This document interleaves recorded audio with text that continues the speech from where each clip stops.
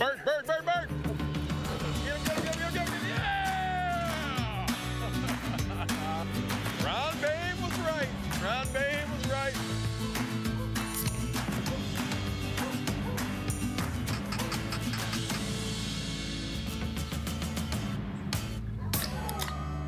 I'm feeling spry.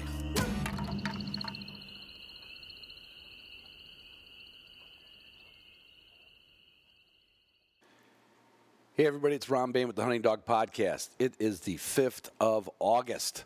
Right now, normally I do this on Sunday mornings, but I'm going to be gone this Sunday. I'm going to be busy Saturday. So I'm going to throw this podcast out. You'll probably get it on Saturday morning or Saturday afternoon because I'm going to be gone having fun with a bunch of dogs on Sunday. But I'll fill you all on that next week. In fact, that might just produce its own podcast episode, what I'm going to be doing. So let's just get on with the show, as they say. I always thank my Patreon patrons first and foremost. And you know who would also like to thank my Patreon patrons? It took a while to get this done, but Garmin, one of our many sponsors, Garmin, for Patreon patrons, monthly, we're going to have some monthly giveaways. This month's August giveaway is going to be an Alpha 10 with a collar. That's right, an Alpha 10 with a collar. That's right, because they don't bundle them anymore. So you're going to get the Alpha 10. And the way it's going to work, any new patron this year, and even if you sign up in August, is going to have their name in the hat, in the running to get this. Now, if you've been a patron since, let's say, 2021, which means up till December 31st of last year, your name's going in the hat twice. For those of you patrons who've been patrons since 2020, 3 times your name's going in the hat. And I know a few of you have been patrons since the beginning of the show, and you may get, what has it been now, 5 years, 6 years? I don't know how long it's been. So that's how it's going to work, and we're going to be doing a lot of stuff with Garmin and my Patreon patrons. It's going to be fun. So if there was ever a reason besides the Zoom room and the discounts like the ones you get on, with Wilderness Athlete, Canine Athlete, Pike Gear, Walton's, Gunner Kennels, those I just posted them on to the website for patrons. So you got to get some gear before it's I don't know what you're waiting for. And you get the Zoom rooms. And what else you get? Oh, one of my patrons, I have to pick them yet, but one of my patrons. It's got to be a smart guy. Who do I know that's a really smart guy? I got one in mind. But anyway, if you saw or listened to the trivia game, no, I'm not copying that from Meat Eater. We actually did the trivia game on the Hunter's Happy Hour 3 years ago when COVID hit. We were the first podcast to have a trivia game. But, of course, we let that slack and lay off. And I thought, why not? Let's have some fun. Let's talk about dogs and guns and history. And, that one was well received. Very bad audio, very bad production quality. Well, not very bad, but anyway, we're going to be picking that up. So every month, we're going to have Hunting Dog Podcast Trivia. And one of these months, might be this month, might be next month, we're going to bring a patron on from my show, Tyler Webster's show, Nick Larson's show, Bob Owen's show. We're going to pull in patrons and your name, if you're willing, to come on and test your knowledge. And if you don't want to be that person that comes on, you can just go to Hunting Dog Podcast on Libsyn or Spotify or wherever you listen to it and listen to that episode. And that's the kind of question it's going to be. And they're not serious and they're not fact-checked. Kind of like me. Pike Gear, my title sponsor. Thank God they're more professional than me. They make upland clothing, technical upland clothing for the upland hunter. It's geared toward us. Okay, it's not just it's not for everything. It's geared toward us. And Onyx, well, there couldn't be anything that's more geared toward us than Onyx because I don't know how you'd get by without it. No more than I don't know how you'll get by without Boss shot shells. Just listen to a episode of, whose podcast was it? They're talking about lead shot, and it's eventually going to be a thing in the hunting world everywhere, not just on WMAs, not just in California. Get ahead of the curve, get your Boss shot shells, copper-plated bismuth before hunting season. They've got them in stock. I'm going to be going down to the new facility here probably next week. I'll get some of my shotgun shells. Yeah, check them out. It's like shooting lead. It really is. It's like it's the closest thing you can get to shooting lead. The closest thing you can get to having like a chef's kitchen, because we're all kind of turning into foodies, is Walton's. Walton's has everything but the meats. You supply the meats. They'll supply you with everything you need for your kitchen, from sausage stuffers to vacuum sealers to their complete line of spices. They will. They will. And, speaking of, I love when they just kind of tie in. Gunner Kennels and Food Crates, right? I can't tell you what it is. They got some new stuff coming up. I should be able to tell it to you, I think, by November. It's really cool. In fact, it's like, why didn't anybody else think of it? Well, Addison thought of it. I was on the phone with Addison the other day, and we're going to have in October, we are going to pit the knowledge of 2 Gunner Kennel employees and 2 Garmin employees who will remain nameless until we record this on the Hunting Dog Podcast Trivia. So that's going to be fun. Yeah, we'll see. We'll see if they're smarter than 5th graders. Man, I don't know. W Hunting Supply, they are with us for another year, and I am so happy to be with them. When you need to buy something, and it's in the dog hunting world, in the gear world, especially electronics, go to W. It's like dealing with the old mom and pop store right down the street. You could go to the counter, you talk to the person who stocked the shelves, who knows the products. Don't go big box. Don't go internet. Just go right to W. And then you could put all your stuff. You could jam all this stuff, except the kennel and a food crate. You could jam it all into a deck drawer system. Everyone. In fact, your Weatherby shotgun that you haven't bought. Well, actually, no, I do know a lot of people they love the Orion. I know a good friend of mine is lusting after the Element shotgun in 20 gauge. But those will fit in your deck drawer system. So if you haven't been decked yet, okay, and I've been decked when I used to fight in karate tournaments. I've been decked a few times. This is kind of decked you want to be decked by, the deck drawer system. And then you can throw your Weatherby shotguns in there. You can throw your transmitter, your collar. You can throw your spices for your tailgate cooking. You certainly can throw your Boss shot shells in there. You can stuff some extra pike gear. Those drawers are amazing. Just that's all there is. Amazing is the only thing I can think of. It's almost as amazing as Canine Athlete. What it's been doing for, I told you last week or 2 weeks ago, my daughter's old dog is here. Probably came home he was born here, and he's back here to live out the rest of his life, and I've been keeping him on New Dog. And I'm telling you what, I'm not saying I'm taking him hunting. He's 12 years old. He's losing weight. But he has got a different attitude than when he got here. I can't believe my daughter didn't buy New Dog from listening to these commercials. But she probably doesn't even listen to my podcast. Yeah.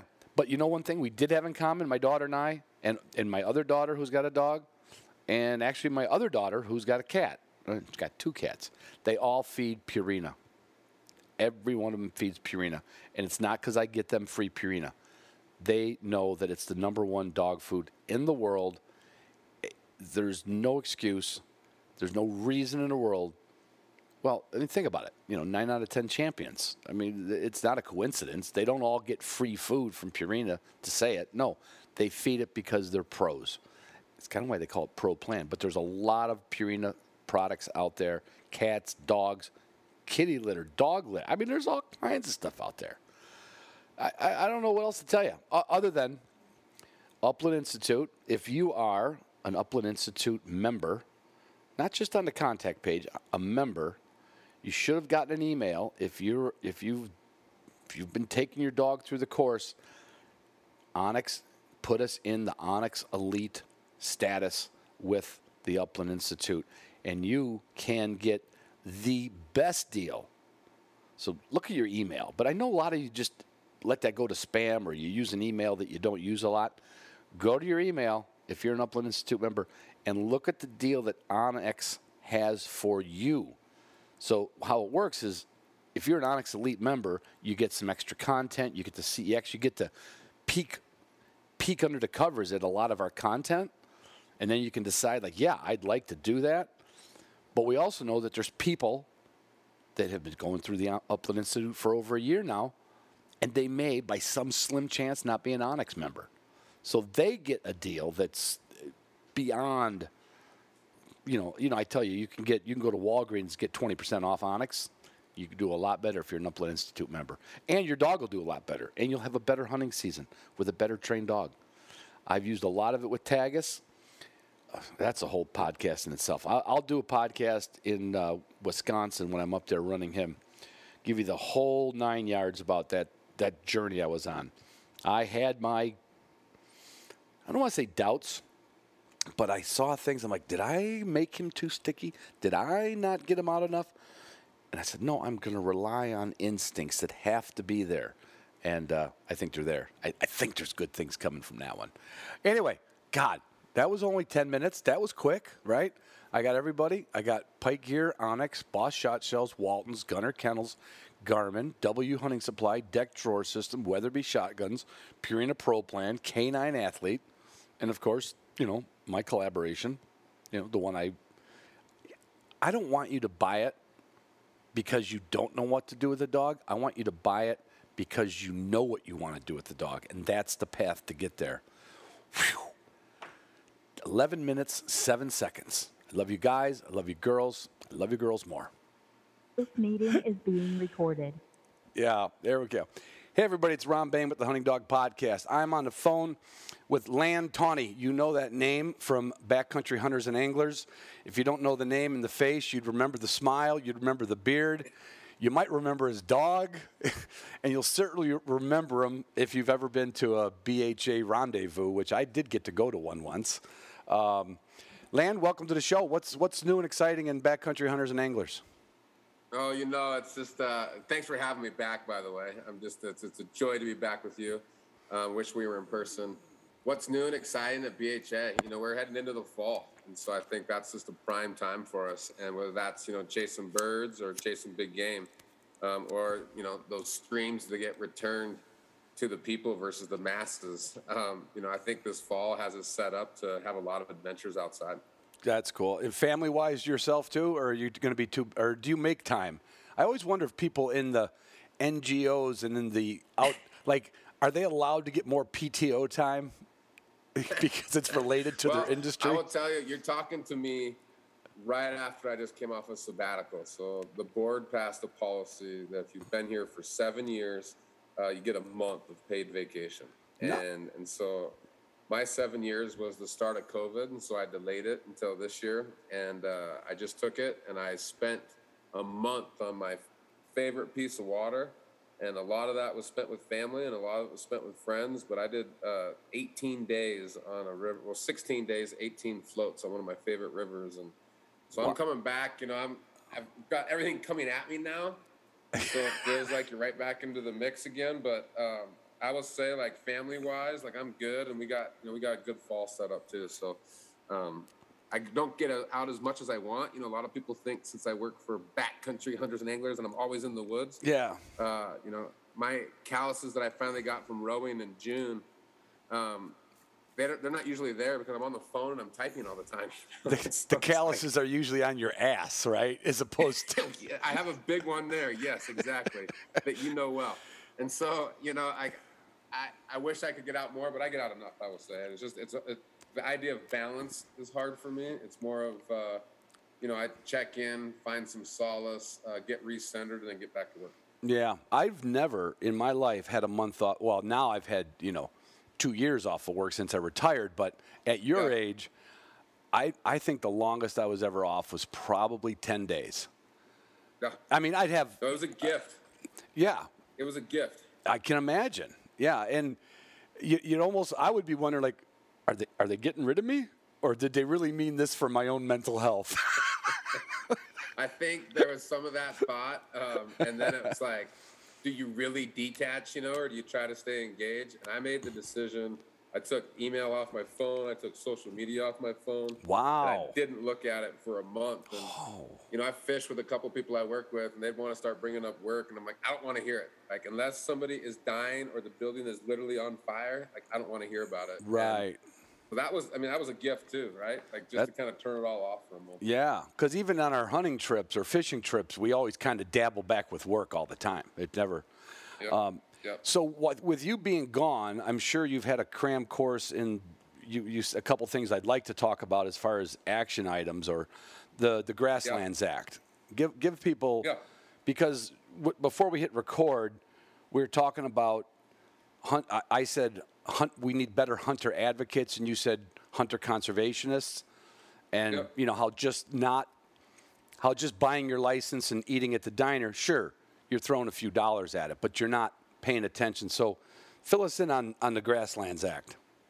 Yeah, so Grasslands Act, something that's been in the works for a long time. There's a great coalition that's behind this. It includes Pheasants Forever, Theodore Roosevelt Conservation Partnership.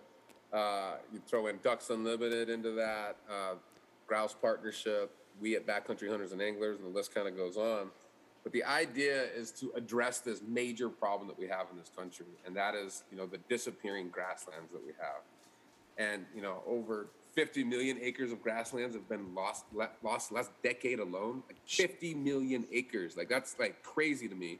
Yeah. And I think about like bobwhite quail populations in particular that are down 85%, like 85%. I think about, a bird that we don't shoot, or at least try not to, is a meadowlark. And there's 1 out of 4 that are left of meadowlarks. So these are these beautiful birds, grassland dependent.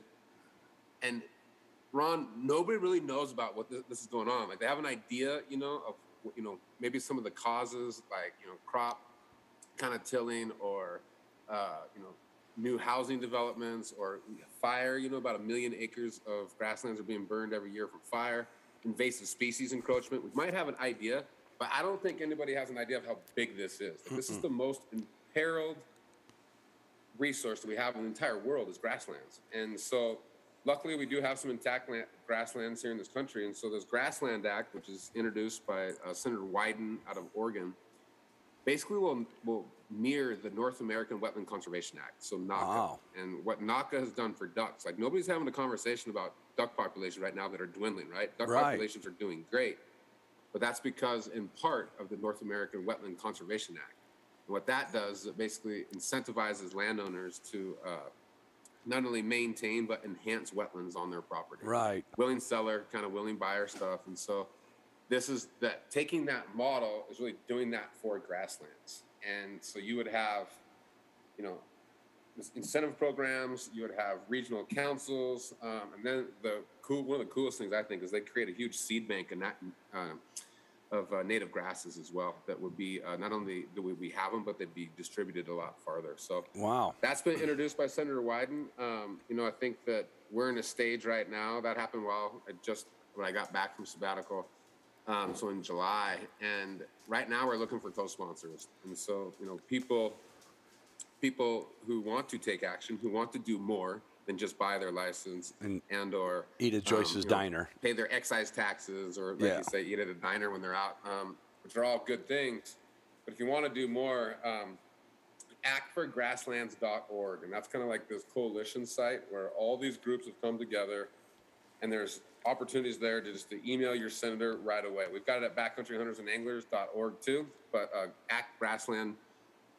actforgrasslands.org, and then you can find out more information, but you can also take action.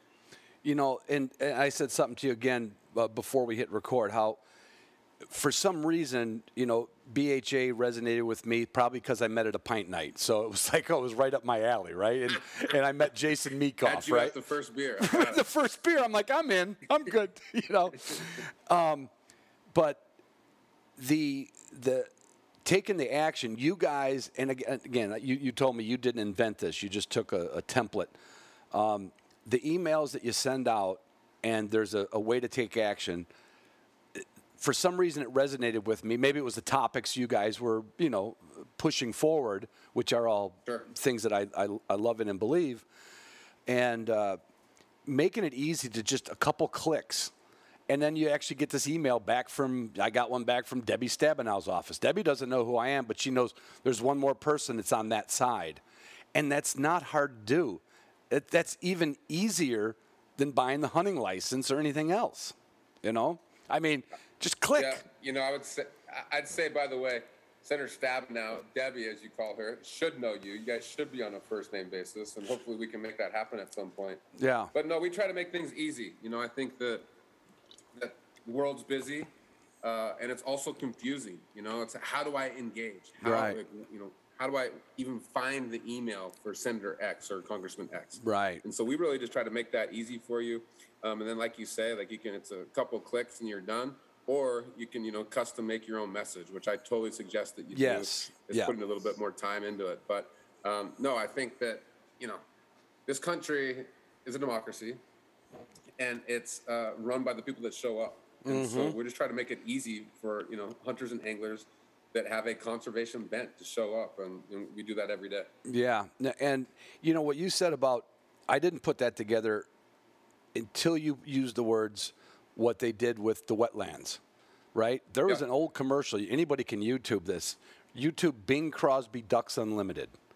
It's a commercial. I want to say it's either from the late 60s or early 70s.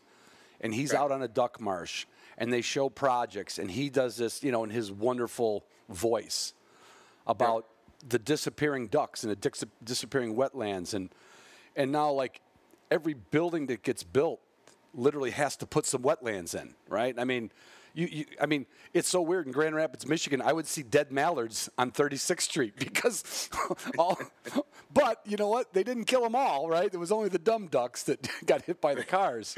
Those are the ones we don't need around, right? We don't need them in the breeding. Ducks, yeah, right? We don't need those in the breeding pool. But I never thought about that. And you're right. Like, if there's a thing, if somebody wanted to get into hunting, get into duck hunting, right? I mean, they've done such an effective job of, and I want to say, kind of scaring us into the fact that we're losing what we're losing, but now how do we make those people think about, like, oh, the grass is just as important as, it is just as important as the water, and I'm glad if they can model it after that, God, that sounds positive, you know. I think that the tough thing there, Ron, right, is like wetlands, like you really see and touch and feel. You know, grass is kind of like these big expanses, and it's like a little grass gets lost over here, a little grass gets lost over there. Right. And I don't think notices as much. But when you hear 50 million acres in the last decade, that should give everybody that's listening to this pause. Like, that is something that is happening in 2022. Right. That has huge implications, and so we need to do something about it, and that's exactly what this National Grasslands Act does. Yeah, and if not just to slow it down and stop it, but to eventually reverse it, if possible, right? Totally. I mean, totally. And I think that's, like, we've seen that with ducks, as you described, right? Yeah. I mean, I think, you know, ducks and, you know, have always been a species that we care about, but, like, they've not always been in a good place, and we've had to consciously make decisions on how to make their habitat better. Yeah, and when you said the word meadowlark, you said that we're not supposed to shoot. I know I pulled up on a couple one time. And dude, I pull up on them all the time, especially when I'm, like, sharp-tail hunting. Right, exactly. And back in the day, even pheasant hunting, but for sure sharp-tail hunting. But you're right. It almost used to be like you would almost wish, like, God, why aren't meadowlarks in season? You know what? Yeah, how do they taste? You know? It can't be any worse than snipe, right? Yeah. And I mean, you're right, and I never thought about it, but I'll bet you, I might be embellishing, but I'll bet you I have seen way less meadowlarks. It's just the way, yeah. So, yeah, and I think it's people. One of those things, you know, Ron, we're not chasing them around.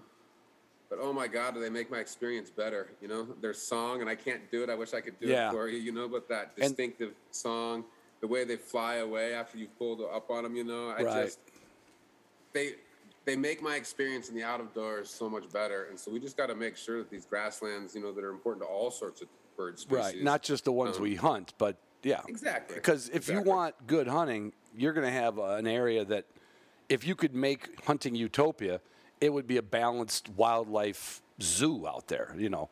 Well, they all depend on each other, right? I mean, it's that Aldo Leopold, you know, all parts matter, you know. And to me, all parts matter in that, that community, but they also then enhance my experience. Like I love like a great blue heron or a kingfisher, Right. duck hunt. Yeah, you could just be like, oh, you could get lost just watching something else, like kingfishers. I don't know if you don't have them. That's always my excuse. It's always my excuse when I miss that bird, or like I flare those birds or whatever, oh, sorry about that. I was watching the other birds again. I was watching the heron. Your buddy's yelling at you. You're like, yeah, but did you see the heron over there? He's like, shut up, land. Just keep your eye on the sky. So anyway, that is not likely to get. That's not up. It's not up for the vote now. No. So what things take time in Congress. This just got introduced by Senator Wyden. Which is great. There's some energy around that. And so the action now is really trying to get your senators to become co-sponsors. Okay. So again, you can go to that actforgrasslands.org and check out some information there. Also, write this phone number down. Everybody should have this phone number, and it's 202-224-4121. Yep. And what that is that's the Capitol switchboard. And so you could call up right today and call Senator X from your hometown and be like, hey, there's this Grasslands Act that Senator Wyden introduced. I want you to sign on to be a co-sponsor. That's all you got to say. That's super simple. And that staffer is on the other line, and they're basically taking score, right? And so when they get, let's say, 5-10 phone calls in a day, they're going to go tell their senator that. And if it's all about the grasslands, you well know that they're going to pay attention to that. So besides just sending that email, I think that phone number makes a lot of sense too. Yeah, no, I can do that. I've got more time on my hands, so I'll do more phone calls than emails. There it is. There it is. Let's talk about something that's ludicrous and silly in the world of bills and things that senators can come up with, and that is the Return Act. Return Act. Yeah. This happened while I was out on sabbatical. It was introduced by a congressman down in Georgia, Congressman Clyde, and basically what it would do is I'll step back. Mm-hmm. There's probably not something that we're more proud of as a sportsman's community than like Pittman-Robertson and like the excise taxes that go on guns and ammunition in particular. Right. And that money goes back to state agencies basically to manage wildlife. Right. Is they lion's share besides licenses of where they get their money. Right. And this representative, an ill-conceived idea was to take away that excise tax because he thought that was too much onerous on the firearms industry.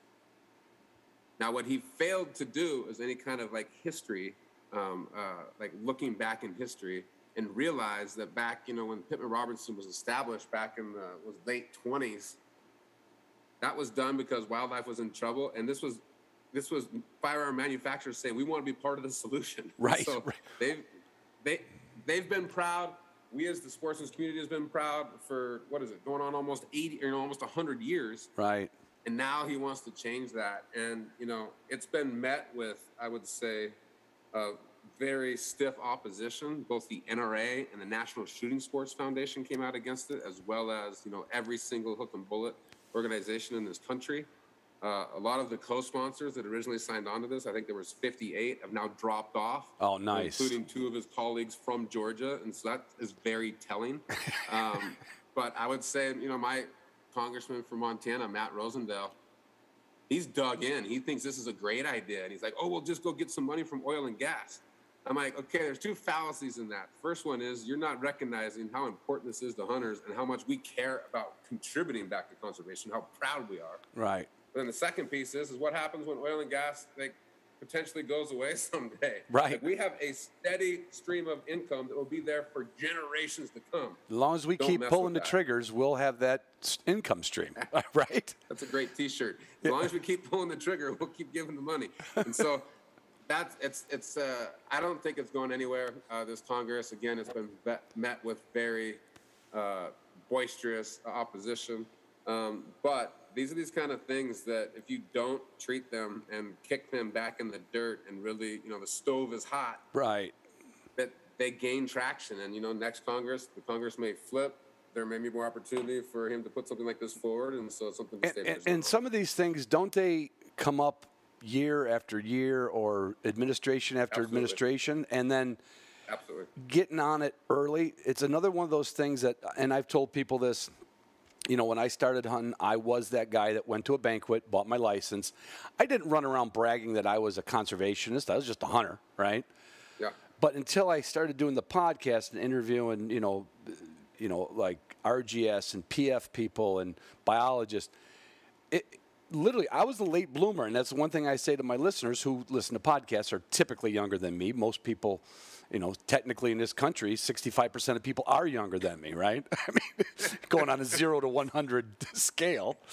And I want them to be like better than I was, just a little bit better than I was. And then you get a little bit better, and then you'll get a lot better, where it took me a long time. And it wasn't, there was always the groups that were doing those things, but it's kind of cool how you guys kind of brought like a bit of youth and vitality and like almost like you guys kind of became the cheerleaders, right? It was almost like the pep rallies.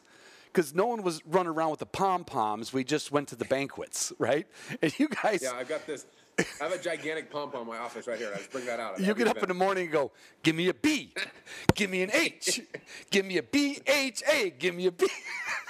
That hasn't been mine, but now that you say it, we're going to have to bring you on. Our next staff call, I think this is going to be great. Right, we'll do a cheer. We'll have pom-poms. I don't know what colors we'll use, maybe just autumn colors, but we don't want to be, like that. We don't want to be school specific because there's probably some college that thinks we took their colors. We won't use, we'll figure it out. Maybe just white.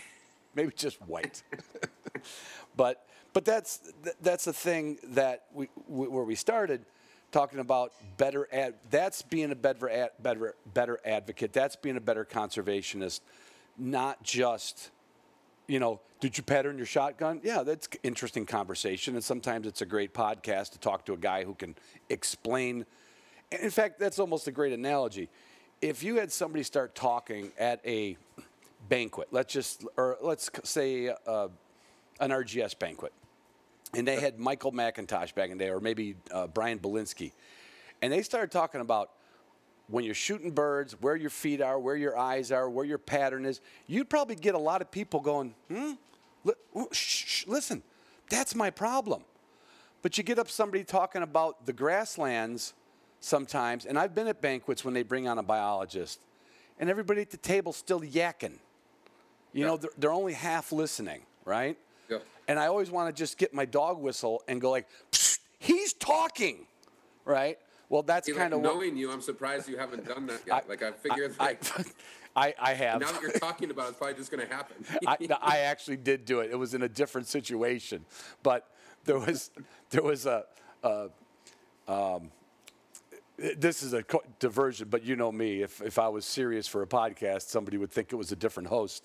I got invited to go up to the Michigan Bear Hunters Association, and I did a keynote speak for him. And I'm like, and I told the guy that invited me, I'm like, I'm not a bear hunter. He goes, yeah, but you're kind of funny, and you have good stories about the couple bear hunts you've been on. And he says, and honestly, Ron, we just need somebody up there, for 15, 20 minutes to talk, right? And I'm like, okay, all right, I'll do it.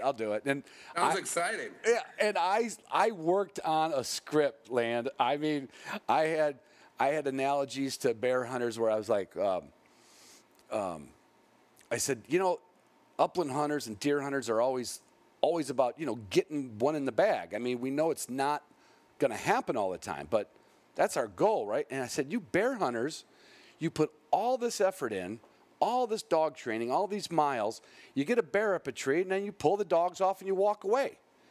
And I can't remember the quarterback from Green Bay who's had like three supermodel wives. I can't remember what his name is, but we'll just say Bart Starr because that's the only quarterback name I can remember. I said, Bart Starr had Raquel Welch up a tree, and he said, no, I'll go find, Heather Cox Richardson or something.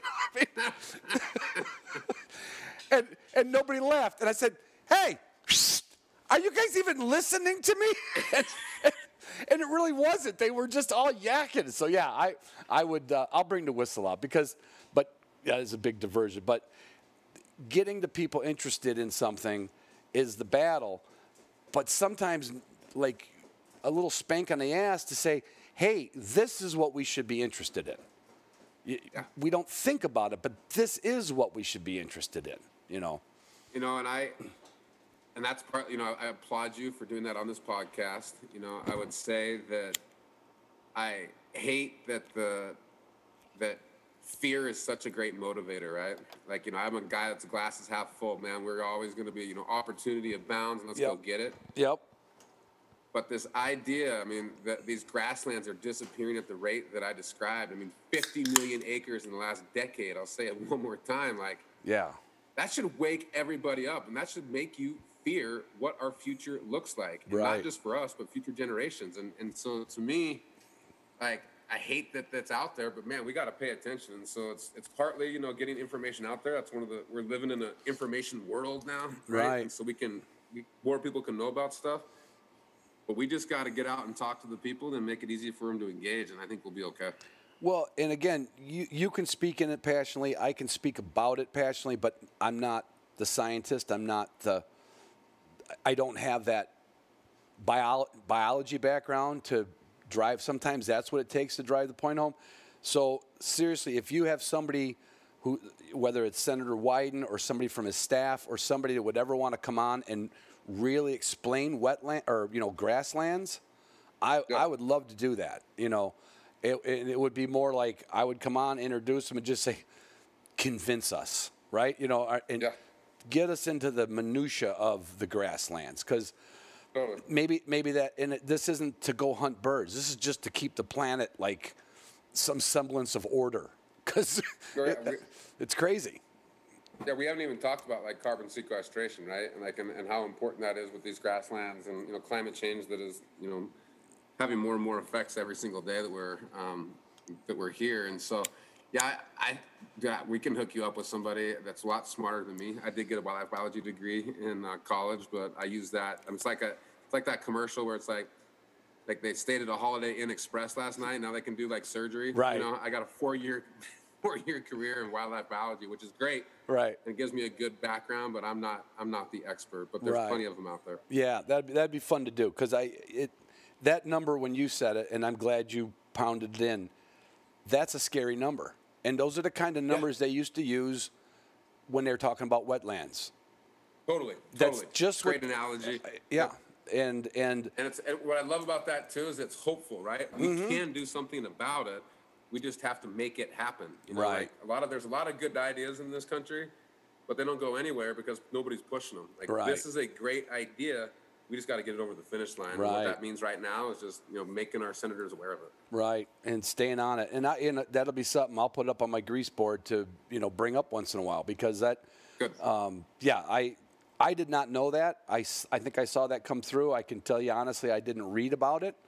It sounded like, Grasslands Act is probably interesting, right?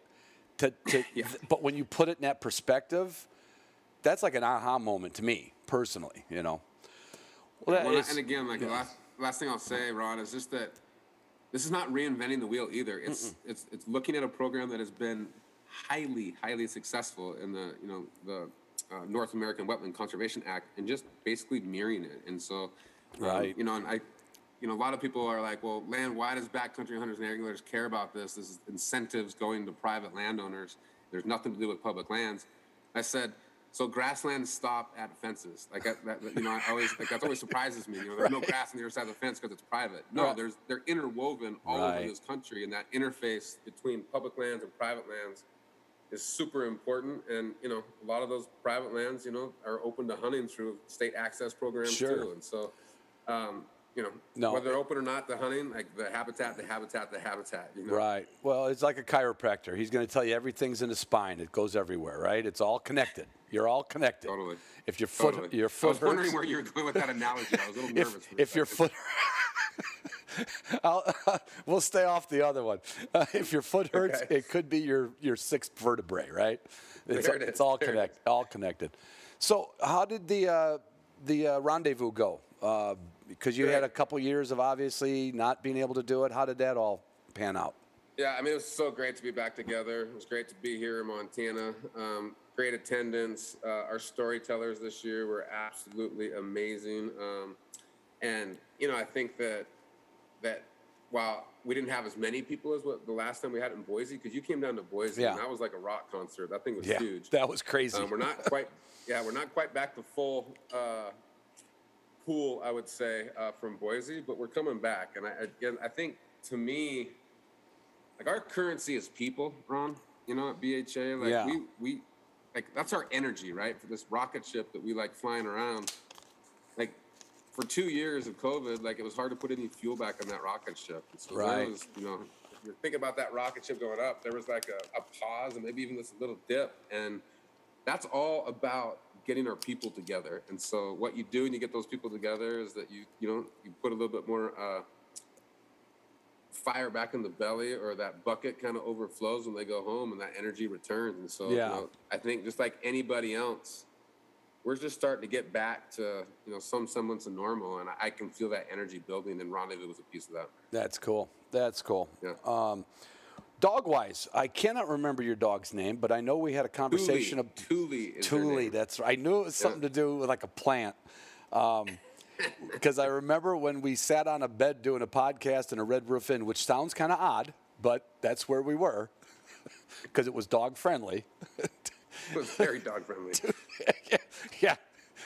I don't think they cleaned up from the last 2 dogs that were in there. Which is perfect for you, because that's not like you were keeping a clean ship in there either. No, I don't. But how's Thule? What's some of the Thule been on some adventures? I mean, the last time I talked to you, she's a great dog. She's super athletic. She's my first female. She's like listens. She's a great house dog. She's great in the duck blind. She's great out on the uplands. She had a hard mouth. And so right. A lot of people, you know, I had lots of conversations. We talked about it. What should I be doing? And this is going to sound totally lame, but I really haven't done much. And she has just matured. I think she's like she turned 6 this year. And last year, there's only a couple birds that she really got after and put holes in their breasts. The other ones, you know, she retrieved and brought to hand and were perfect. And so that's great. She got a companion, though, while we were in COVID. My daughter worked on us for, I don't know, like 6 months. And now we are the proud owners of a mini Labradoodle. A mini? I didn't even know there was such a thing. I wish I would have waited for you to take your drink of Diet Coke there. Maybe I'd seen you spit it out your mouth.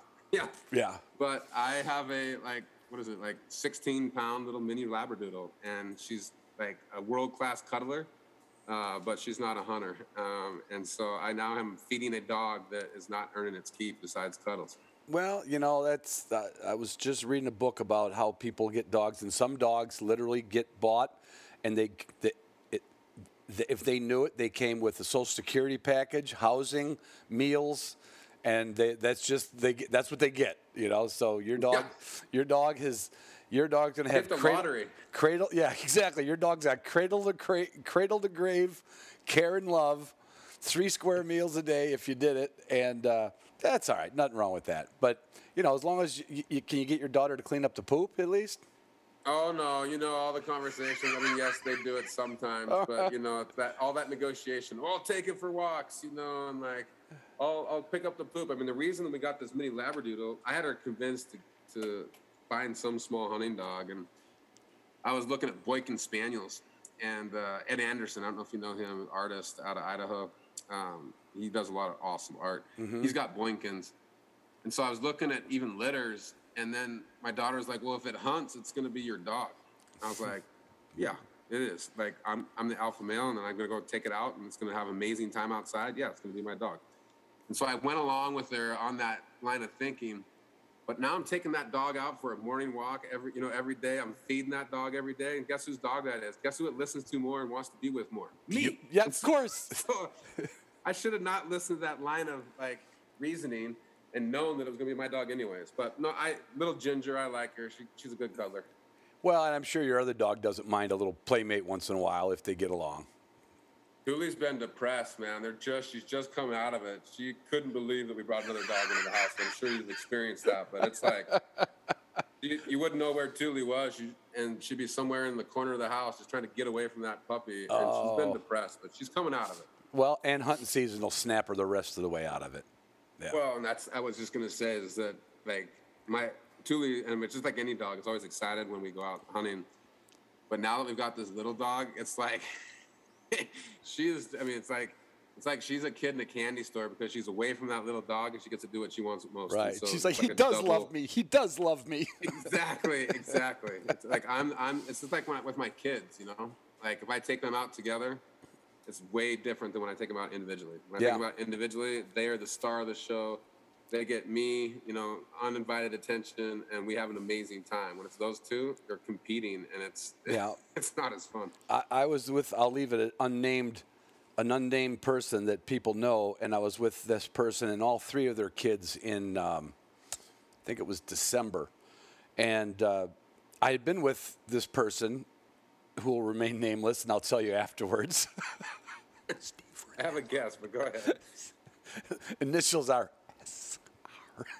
And I got it. So the three kids in the back, I've been with them individually, and I was like, hey, you did a good job. And the three of them in the back seat together, I was ready to pull like my old man's thing, hit the brakes and swat them all. Yeah. You're right. Yeah.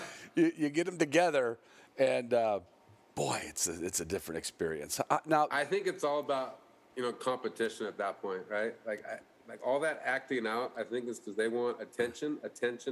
Yeah. And when you got them by themselves and they got somebody to compete with, and everything's fine. But as soon as they got a sibling, boy, does it get competitive. How's how's the membership and chapter stuff going? Everything. Well, like I said, you know, we were on this trajectory, like rocket ship, I would say, pre-COVID. And right. Like everybody else, you know, no events, and so that hurt money raising. Right. And that hurt membership. And so we've had a dip in membership for the first time, you know, since I've been here for 9 years. Yeah. We're turning that around as we are able to start doing more events and seeing people.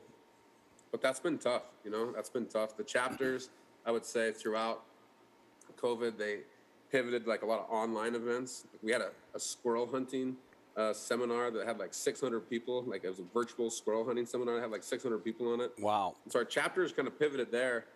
But I think you can only do so many things online, right? Right. And now they're starting to pivot back into, you know, in person. And I mean, they're doing great stuff all over the country. And our Arkansas chapter, they just saved a huge place called Pine Tree that was owned by the University of Arkansas. And they were going to sell it to a private like duck club. They've been open to the public. Our chapter got involved, stopped the sale. Now they're looking at actually getting this sale to go forward, but with a public entity, and so that we can have, you know, all of us can hunt down there in Pine Tree. And like that's just one example, but all over the country, our chapters are kicking ass all the time. And like I am always flabbergasted at the time and the energy and like the talent that they give BHA. You know, I get paid to do this work, but they're volunteers. Right, and there's no way you could pay attention to Arkansas, but now you've got, you know, and if somebody said that place to you, you'd be like, I don't know. But you've got that same passion in that state, and then that, where somebody's like, yeah, I am going to be that conservationist advocate, and you're going to hear me roar, right? I mean. Absolutely, and that's our organization. You know, I think as we've grown, you know, and got more capacity, all that means is we got more eyeballs out there on the ground. And with those more eyeballs, then we get to, you know, notice things like this thing in the pine tree. Like I'll tell you, that was 2 people that saw that happening, and they raised that, you know, to their, that's raised it to the chapter, and then the chapter raised it up to us. Like that would have happened without those 2 people. Wow. That would have been sold, and we would never have gotten it back. And I would have lost it forever. I wouldn't have known about it. You wouldn't have known about it. No. Yeah. And that's so, the kind of shit that goes on all the time, you know? All the time. Right. All the time. And like, you know, we talked about this when we were talking about this Clyde bill, the Return Act, and all the fallacies of that. Like you brought up that, you know, that there's these things that come up, you know, every single session, the same exact bill, right? And if you're not paying attention, it's that one time you're not paying attention that gets through. Well, you're not getting that thing back, where it's going to be really hard to get it back. And a thing like Pine Tree, I don't think you ever get it back. And so, you know, that vigilance that has to happen. Our chapters, man, it is super impressive what they're engaged in. Yeah, I mean, I've seen you at several functions, from pint nights to we saw each other, I think, in Omaha. Fest. Yeah, at Omaha too. Fest. And like when you, I don't mean when you step in the room, but when you step into the room of the BHA members, like I said, I've been to a lot of other banquets, and I always have good conversations there. But there is that energy there, and that it's a fun feeling. It really, and it's a nice feeling. It's a little schmaltzy on my part, but to know that, like, yeah, the people younger than me are doing a better job than I did. Now, if there was a BHA when I was 35, I think I would have been, running for your job. But I didn't pay attention that well, and I didn't have a degree in biology. I think it's good. Thank you for kind of relaying that energy. I think all that stuff just builds off each other, Ron. And to me, there's a lot of youthful exuberance, I say, but they need sage wisdom too, right? Like they need folks like you that have been around the block, and so that they can maybe avoid some of the mistakes that have been made in the past, but also learn how to do things maybe in the most effective way. Right. So that sage wisdom and kind of youthful exuberance is a pretty secret sauce that I love. Yeah, I do. I've got it. I bottled it, actually. Yeah, I'm gonna be selling it. But I was gonna give a shout out to. I'm gonna be doing a podcast in the next week or two over in Lansing, Michigan, with Michigan United Conservation Clubs. Yeah. And that is if you took all 50 states in the union, I'm pretty sure Nick's told me before that there is not one other state in the union that has that strong of a group in the capital fighting for all the hook and gun clubs, right? I mean, they're all under their umbrella. And so we've been kind of lucky statewide where they were like the BHA, like those two people in Arkansas, when these silly, or not silly, but when these things would come through, that they knew that the general population didn't know that some person was putting a bill together, and we're a ballot initiative state, which can be disastrous. They jumped in, then they got a hold of we'll call all the other companies the chapter members, basically, and then they had a voice, and they've saved our bacon. Like, there was a law one time, it was you're not going to be able to leave a dog in your vehicle when you go hunting. Now, and because the rationale was you can't leave. We all know you don't leave a dog in a car in a parking lot, right? You don't do that. Right. But this was an anti-hunting person that if they could get that sympathy of like, oh God, yeah, well, oh no, I'm not against hunting, but I don't want to leave a dog in a car, so I'll go for your bill. It was they didn't do any information about. No. Hunters have their dogs in boxes that are protected from the sun or under a cap with the door. But a silly bill like that could have been passed, and the next time I go down a grouse trail, what do I got to do? I got to let all of my dogs out? Totally. But we're very lucky. So you guys almost kind of it's a weird analogy, but what MCC's done for Michigan and been our watchdog, that's kind of one of the roles.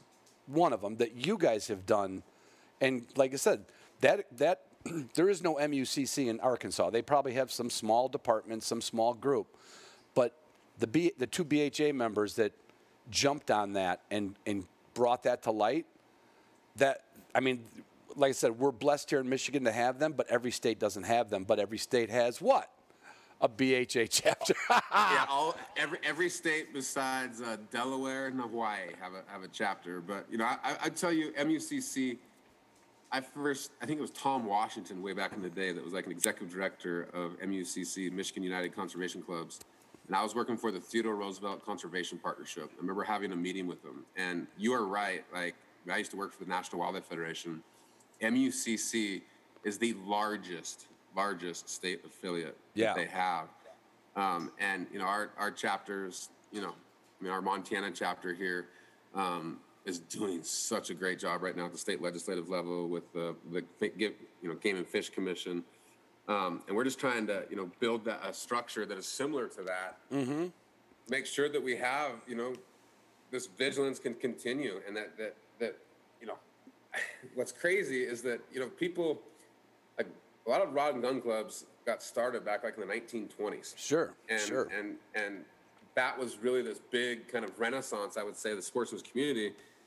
But a lot of those gun clubs have gone away, Oh, yeah. And what is going to fill that void? It has to be the MUCCs of the world and the BHAs of the world. And without them, there is nothing really, right. at that local kind of level. And so then we lose these things and we can't get them back. And so I'm proud to stand shoulder to shoulder with folks like MUCC or Montana Wildlife Federation here in Montana. Right. Or, other Wyoming Wildlife Federation is very, but Totally. again, there's 48 other states, or, there's, you guys are filling a niche in, I think, to help that. Now, you're not going to be able to maybe build a state agency, but you don't have to if you've got the diligence and the advocacy of your members there. They'll figure all out to the individuals, right? Right. We're a grassroots organization, and I think that we go where energy is, and we go where problems are. Right. And so the only way we know that is through our members. And I'll be honest with you, you found a great path. I mean, the pint night. Yeah. Well, I know we had you at hello. Right. By the way, this we just did a big deal with Onyx. I don't know if you use Onyx at all when you're out hunting. I use it like exclusively, and I hunt north of Missoula here, where there's a lot of different land ownership. There's tribal, there's federal, there's state, there's private. Yeah.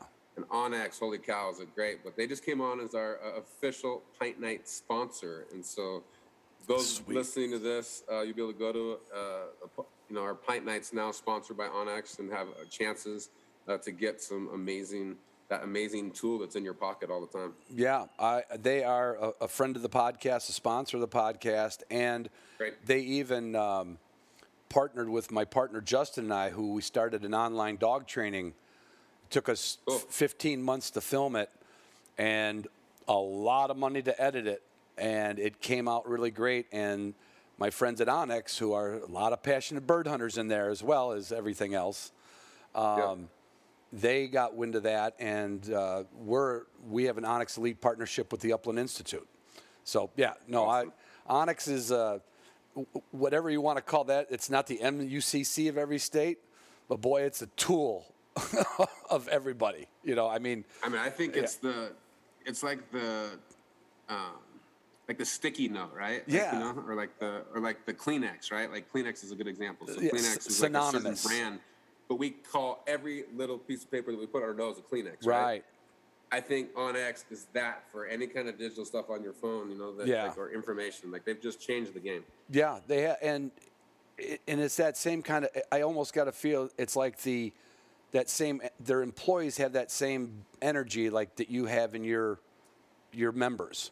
It's like that. They're based here in Missoula, and so we know them well. And they have a young, kind of vibrant energy about them. You throw an idea at them, and they're like, "That's great." Seriously. It is an Onyx commercial, but so what? It's the truth.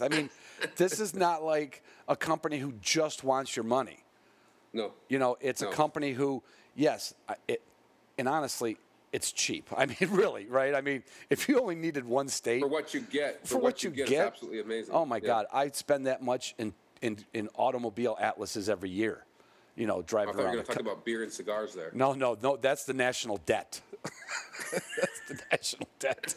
My wife asked me what. Number. Trillions of dollars. My wife said to me the other day, she goes, "Why is your credit card bill still so high?" I'm like, "Because I didn't stop drinking and smoking." Because, I buy it all at gas stations, so it looks like a gas purchase, thank God. But these damn backwoods cigars that got me off the cigarettes, I go through a lot of them. Smart, by the way. Smart. I like how your style, that like you're doing your beer and cigar purchases at the gas station so you can hide your purchases. But I love that she's smart enough to know that these gas prices are going down, but your bills are even going up. Yeah, it's kind of an odd math, but she's been my comptroller for many years. That's no point in changing now. She just puts up with it. How about you? Got any trips sticking out that you hunt mostly just around Montana, or do you? I'm hunting mostly around Montana. I've got so many things. So many things to do there. Fingertips, and so we'll start with grouse. Like I've got a few ridges that I've been running for 10, 15 years that I'm really excited to go see. Yeah. Right now we've had a really wet spring, but it was good timed wet. Yeah. And so lots of good habitat, and the berry I think production should be really good. So I'm looking forward to that. I drew a cow tag and a doe tag this year, a cow elk tag and a deer tag, and I'm really excited about just those, putting meat in the freezer, to be totally honest. I have hardly any wild game in my freezer right now, and I'm kind of I'm freaking out a little bit about it. And so I'm a meat guy, and you can only get so much meat off these birds. Right. And so I need some big game, and so I'm looking forward to filling the freezer. Hopefully, knock on wood, at least one of those. If I was a big game hunter, Land, I'd be probably just like you. I'd be excited about going because I don't care. I mean, I know anybody who would go after elk or deer, certainly you're going to go like, oh, look at the antlers. You know, you get a little excited. But I would rather be invited to go take a cow elk because I know, first of all, my chances are pretty good. Are you trying to invite yourself? No, I'm just saying that I like your philosophy that you're not chasing trophies, right? Yeah. It's like, no, I want this, you know. That's what I like about bird hunting. There's no trophies. Right? Yeah, there's no so trophies. Weird. And do you think that if sharptails had antlers, right? Like would we value the ones that had bigger antlers more? Like I always think that's so weird to me, right? I get it in some ways. Like these are, like the top of the kind of the pinnacle of that species, a good representative. They have to be smart enough, to grow that big. Right. But man, the pressure it puts on you, you know? It totally does. Yeah. It totally does. So, yeah, that's what I always wanted to write a book, but, I can barely spell my name without an editor. But I wanted it because I listen to a lot of media, a lot of podcasts. I kind of, being a podcaster, I tend to listen to a little bit of everybody's podcast that I can. Yeah. And when I hear the ones about the antlers and, when they say, oh, I passed them up, I want to shoot a 5.5-year-old. I'm like, that'd be the dumbest thing a pheasant hunter would ever say out of his mouth. I'm only going to take one if I see the tail feathers at least indicates a 2.5-year-old bird. Oh, boy, I don't get that, right? So, no, I like the fact that you're excited about some doe tags. I just like want that. to eat, man. I mean, it's huckleberry time right now, so Eat I'm out and picking huckleberries. get the dog back out, and then exactly, and then rally the troops for some more stuff, right? Well, I mean, I think that again, I think that's the thing. Going back to my sabbatical. When I was driving out of this spot where I spent so much time, I had the biggest smile on my face. And I was just in such an amazing place, so centered, so grounded, coming back to work in a fight for everything that we do every day. And, I got to remind myself that I got to keep doing that, and maybe not in a month. I mean, I'm not going to be able to do it in a month, in a long time. But just get out there and get those kind of retouches, with the landscapes that you care so much about. Right. And I think it makes it a lot easier, and it reminds you of what you're fighting for. Yeah, I've got a young dog here that is going to get tested in natural ability here at the end of August, and I've been very lax for a couple reasons. I firmly believe that his instincts and his inherited instincts are going to be there.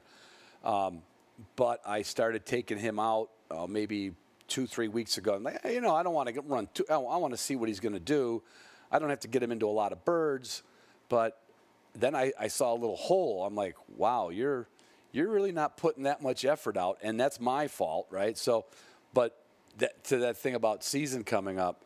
So every morning I take him out to our training grounds, or I take him out to what we call the walleye ponds on some state property, and or take them down to Muskegon River to swim them, just to get them in different. I want to get them in different sight pictures because, dogs are very place oriented. You could get them to swim in your backyard, bring them to a test, and he looks at he's looking at the trees. He's like, So that's my job to expose him. But every morning now I've been taking a walk with the dogs, and it's like, okay, he's doing okay. Like, I don't want to stop walking every morning now.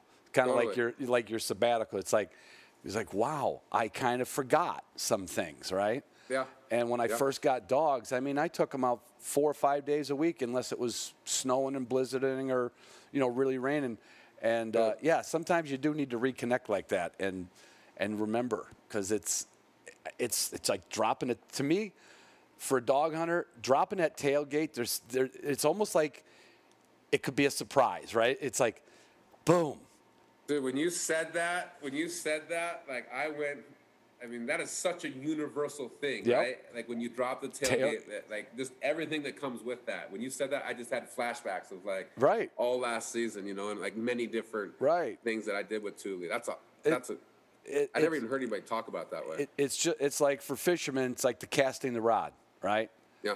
It's like Yeah. it's every cast is a question. What?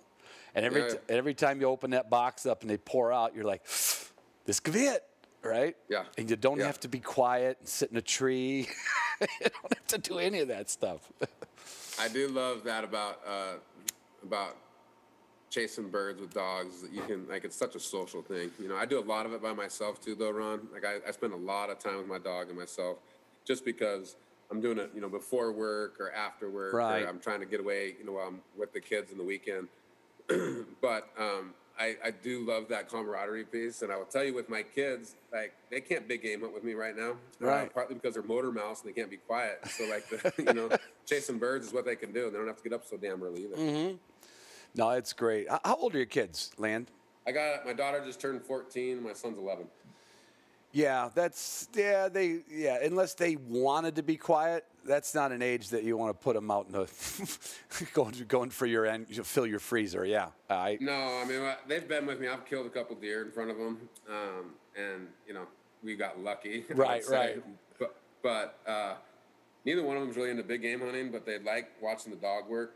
And then I also think, like, you know, they like the duck blind, but that early morning is something my daughter is kind of getting away from right now. She'd rather sleep in, you know, 11 or noon. Yeah. And that's just not real conducive to duck hunting.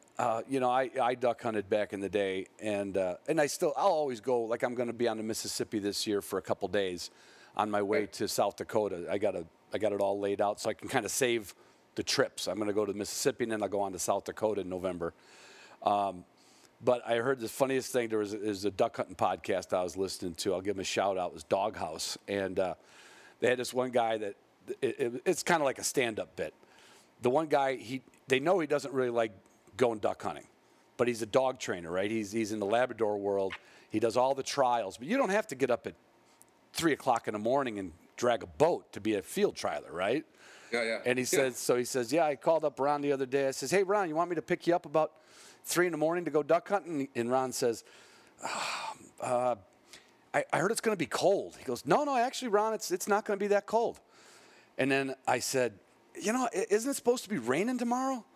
He goes, oh, just a little bit of drizzle. Be great for duck hunting. Isn't it going to be really windy, though? I heard it was going to be really windy. And my buddy says, no, Ron, I checked. It's going to be like 8-mile-an-hour winds. And I finally said, well, isn't it going to be dark? I get your daughters. I still want to get you. My daughter and you are in the same program right now. Right. That early morning is I just don't want to get up. There's the truth. I just don't want to get up in the morning. But anyway, anything else we missed, Land? Anything else coming up that we should throw on alert? I mean, I guess the big one I'll plug is just that September is like National Hunting and Fishing Shooting Day is on the 26th, I think, of September. That's also National Public Lands Day. But we call it Public Lands Month. So all month at BHA, we're going to be celebrating public lands and public waters in September. And so folks can watch us on social media. They can watch us on our website. We're going to have all sorts of membership deals, merchandise deals. Cool. We're working with a lot of our corporate partners. And so just celebrate, I would say, Public Lands Month. And I'm going to end with this, kind of what we started with this National Grassland Act, that this is imperative that we get this in front of senators now. We're not going to probably pass it this year. Like, I don't have any, rose-colored glasses on that one.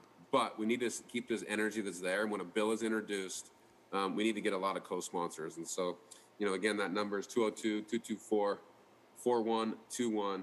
Make a phone call. Ask your senator to become a co-sponsor of the North American Grassland Act. Yeah, and that goes for, that's something, you should be on here once every half year with me just to remind that, because there's going to be an election, right? And there'll be midterms, and that it's not it might not just be a one time. We'll be glad if you do it one time, but this might have to be a regular thing, and that's where I love the email blast from you guys.